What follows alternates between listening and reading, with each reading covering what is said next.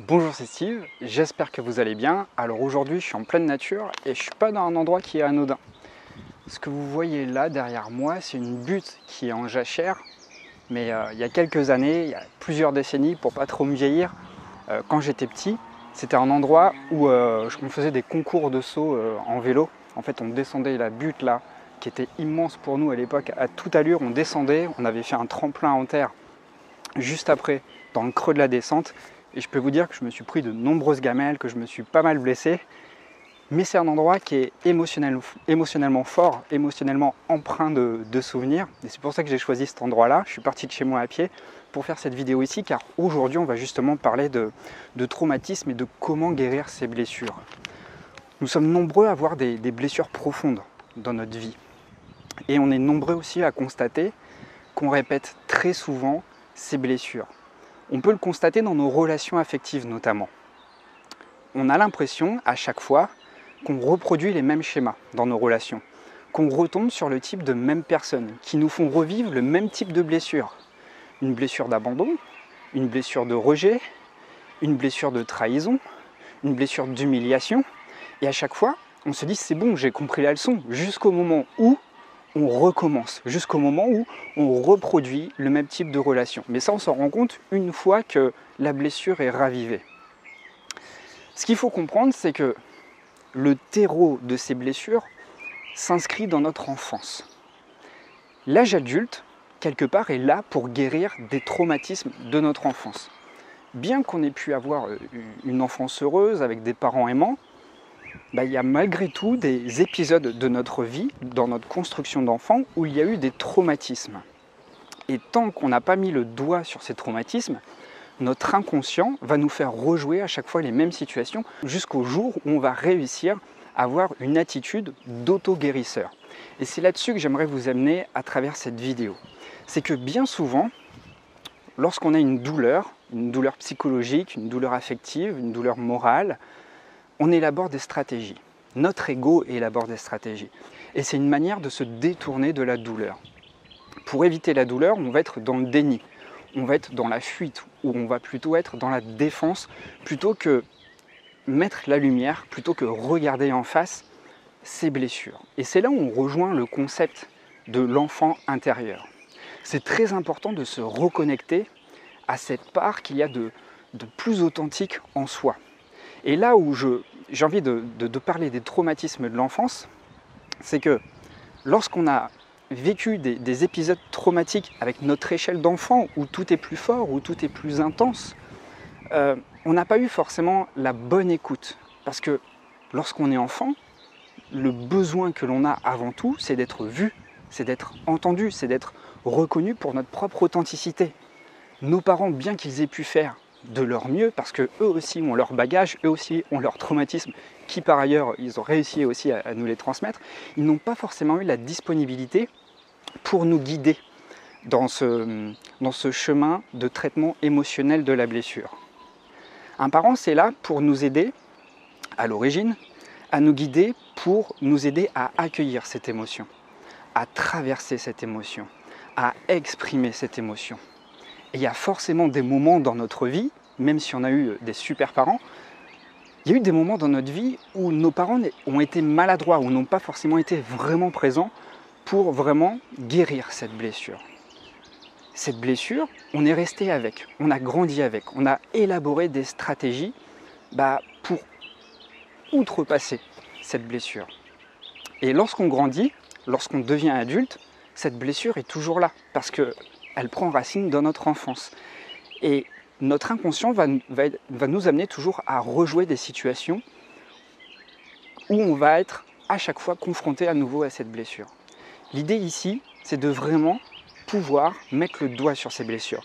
Mais comme je vous l'ai dit, notre esprit, notre mental élabore toujours des stratégies pour voir ailleurs. Alors l'idée ici, c'est quoi? L'idée ici, c'est d'avoir cette présence à soi, de se reconnecter à son moi authentique. Alors ça ne se fait pas du jour au lendemain, ça demande déjà une prise de recul par rapport à son ego. Ça demande de faire un pas de côté. Ça demande d'écouter toutes les histoires qu'on se raconte. Parce que notre ego est là pour raconter des récits qui sont basés sur nos croyances, sur nos expériences passées, pour rendre la douleur beaucoup plus supportable. Le travail que vous avez à faire vraiment, c'est de faire justement ce pas de côté pour objectiver toutes les histoires que vous pouvez vous raconter à chaque fois que vous êtes en échec. C'est naturel de se raconter des histoires parce que c'est beaucoup plus supportable. Mais c'est une interprétation de la réalité. Une interprétation de la réalité qui n'est pas forcément la réalité authentique de votre propre expérience d'enfant vis-à-vis de cette blessure. Alors moi, ce que je vous conseille vraiment, c'est d'être au plus proche de vous-même. Et donc, comme je vous l'ai dit, ça demande de la présence à soi. Ça demande beaucoup de compassion. Ça demande un amour inconditionnel vis-à-vis de soi. Pour ça, il est vraiment essentiel de se reconnecter à son enfant intérieur. Se demander, ou en tout cas, vous pouvez prendre une photo de votre enfant intérieur, de votre enfant, de vous, enfant plutôt, pour vous reconnecter à lui. Parce que c'est le cœur de votre personnalité, c'est le noyau de votre personnalité. Toutes les couches qu'il y a autour qui font que vous êtes devenu adulte, ça s'est construit tout au long de votre développement. L'idée, c'est de se reconnecter au centre, à votre noyau authentique, pour ne plus vous raconter d'histoire. Et de demander à cet enfant qui est en vous de quoi il a vraiment besoin. Qu'est-ce qui va lui permettre de s'apaiser, de guérir, de se consoler.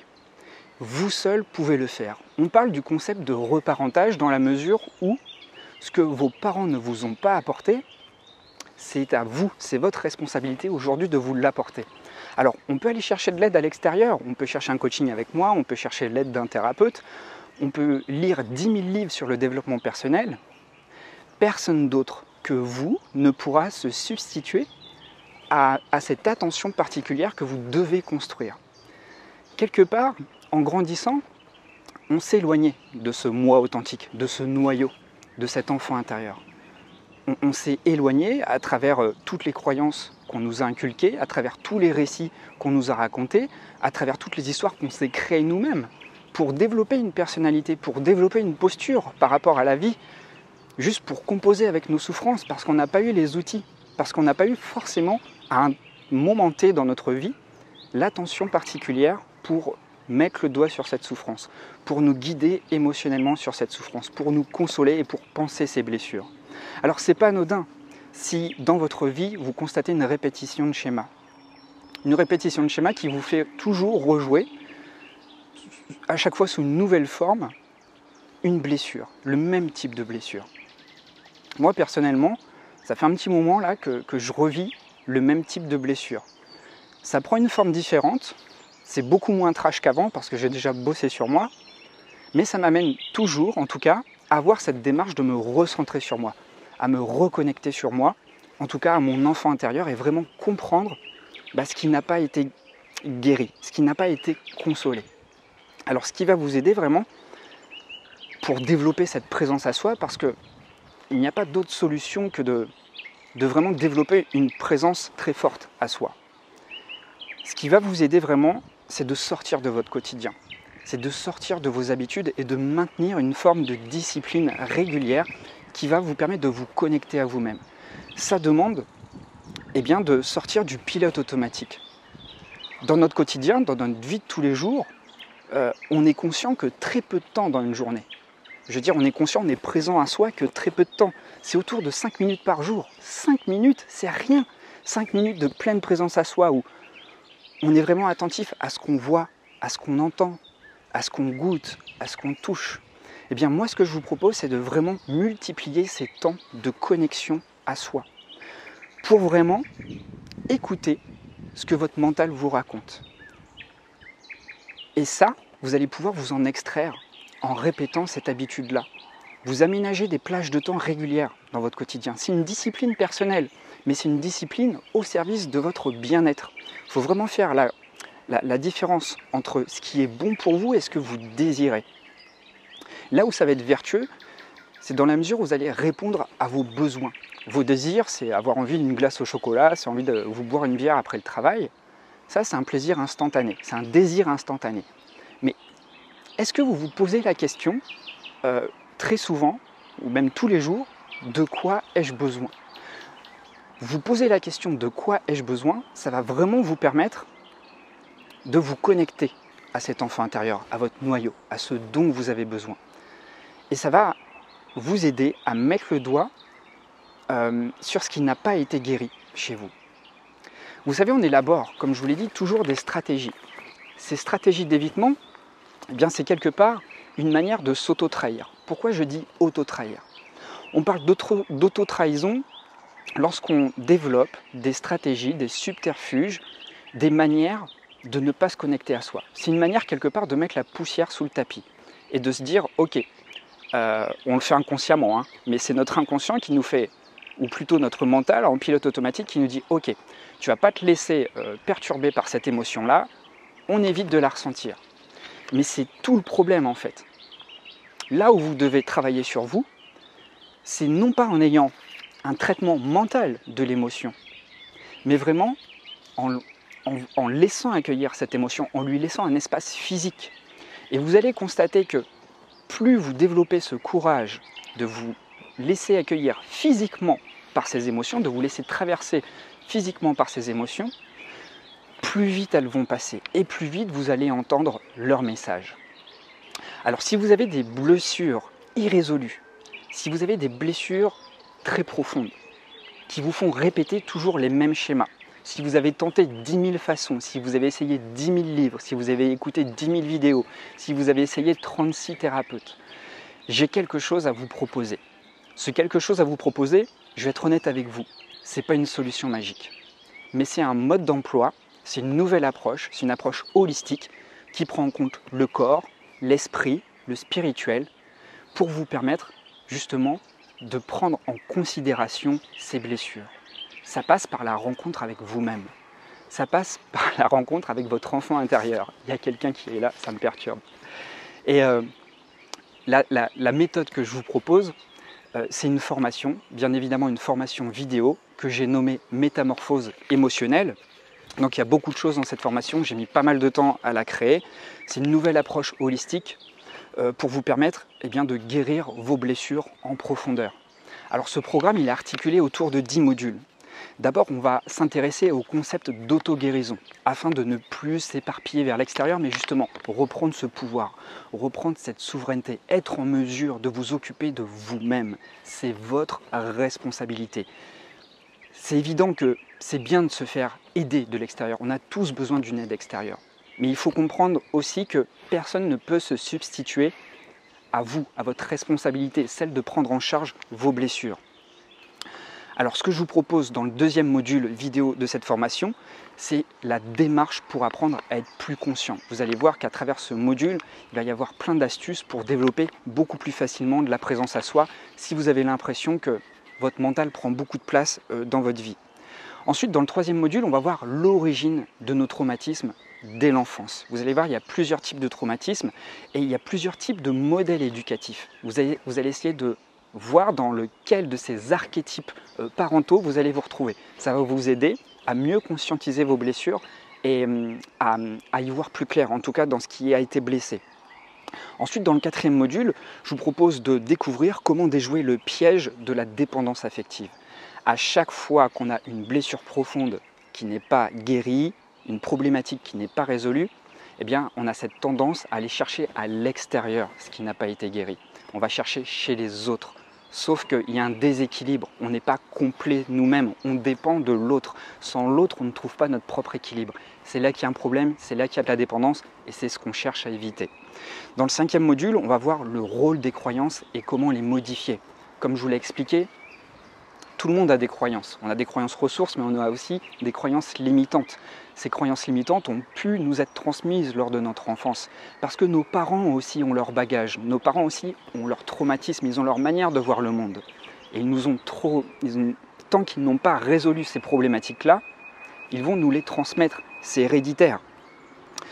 Ensuite, dans le sixième module, on va voir les 7 archétypes de l'enfant intérieur. Là, ça va vraiment vous aider à cibler votre archétype et à mieux comprendre votre blessure.